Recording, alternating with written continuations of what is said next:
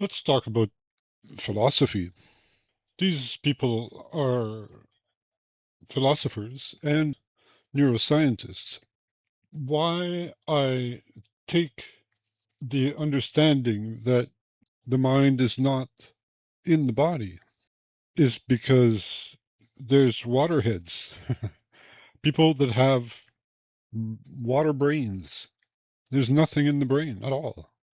There's only a surface, and it's capable of producing intelligence, running its life normally, wife and kids, normal life. So, is it a resonant chamber or is it a cavity? Is the cavity the important part here? So, if we consider the brain as being on the outside, the gray matter, where seemingly everything that the brain does is, where all the neurons are they receiving, transmitting, producing? That is the question. Because of the things that I see, that I understand. Just like the flatworm, you cut its head off, it'll regrow a head and have its memories. Its memories did not die. So what gives? Did any arbitrary atom in that body recreate an entire DNA sequence, an entire brain with memories? Or did it come from somewhere else? Was it reinstalling the software, reinstalling the link, the network?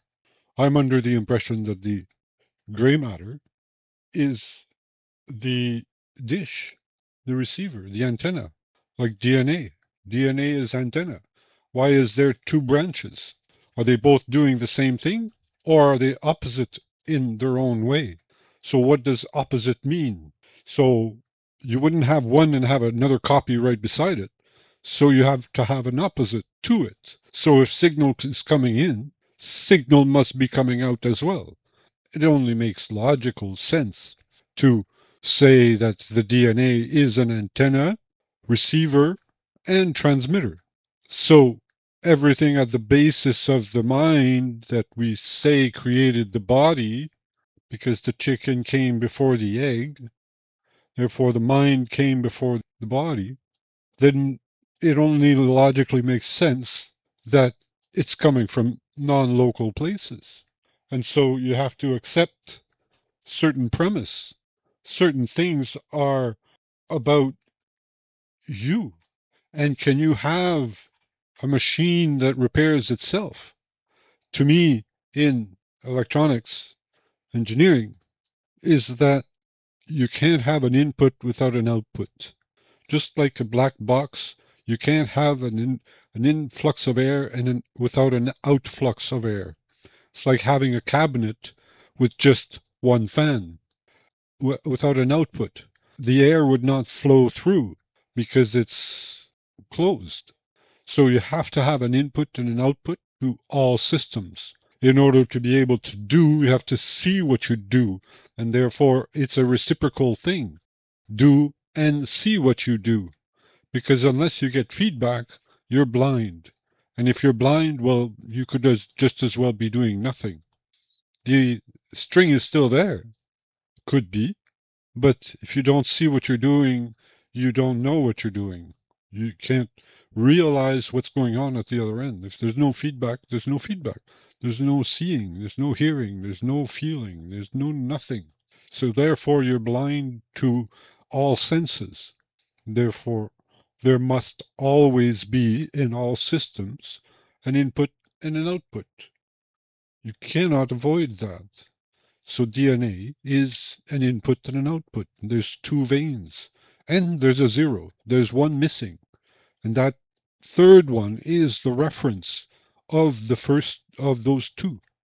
Because an antenna requires a zero. And they both operate on the same zero. The input and the output have the same zero. But really the input is not connected to the output. Somehow it goes through something and converts it to a different output, a signal. So if you consider a transistor being a zero, then it has an input and it has a zero.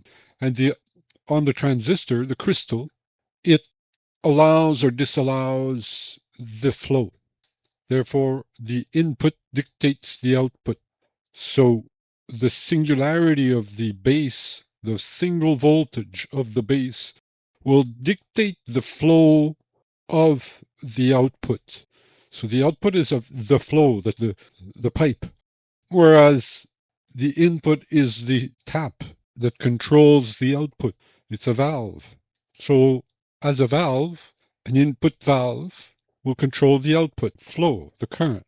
So if the input valve changes ever so slightly, the output will vary greatly. So there's a multiplication of energy, of control. So as a system, it's both are required. You have to have a signal in order for a transistor to work. If there's no signal, if there's no source, then the output does nothing. So the God of the flow is the voltage at the input.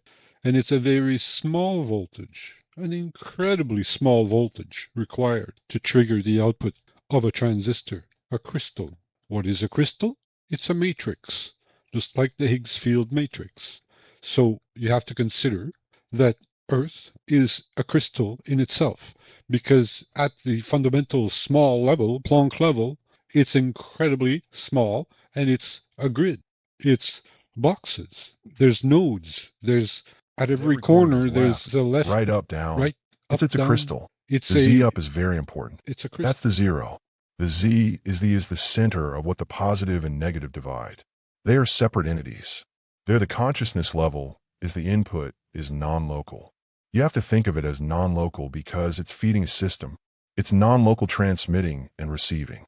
And so if you look at it cosmologically, if you think of the atoms and the plant level and the organ level and the body level and the planetary and so on, there is no line between micro to macro. And micro is incredibly small. And the amount of grid points within it is exceedingly small. The space-time is small. The information is small. The base of the crystal, this input, the alpha is incredibly small, but powerful it is in the grid. It activates the nodes, the broadly atoms which are very much acoustic chambers. Just like the hollow mind, the black hole, it's an acoustic chamber that will transcend information from one point to another and multiply it logarithmically. So from a perspective of science and electronics and what have you, consciousness is nothing but an ending that there is grand unification between the micro and the macro on an individual basis. If you don't think your galaxy one of the largest things, and there's billions of them and billions of us, well then the numbers coincide. So if you think thinking that you have a center, a source that is in the body, well then you're limiting your understanding of what micro to macro means. It's a linking. It's AZ up. It's the link, the God, the way.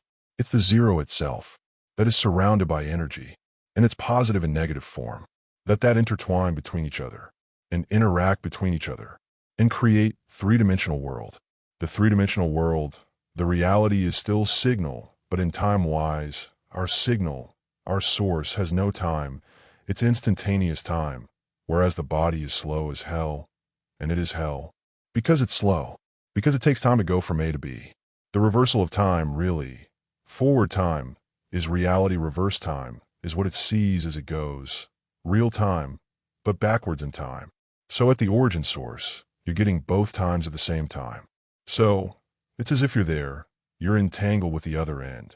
But it's a two-way entanglement. It's not just one here.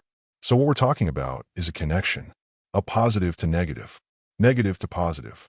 It's a loop, but they're real time within each other. But it's you control your own universe. You're not the outside universe, although you can affect it to a certain degree. Because what you are is electromagnetic and able to transcend through it. In mind and body. Body is just slow metabolism, slow time. It's a now event that will take forever to transcend from A to B. It's forward time to reverse time. How that's a universe in itself. How much detail can you have between today and yesterday? You know, now and what just happened. You have to conscious that it's a real-time event forward and backwards. It's complex. It's not simple. But at the basis, it's absolute simple. Alpha plus 1, omega minus 1. That's your DNA. And it's an antenna. It's a connector. It's a linkage between your dimensions. From micro to macro.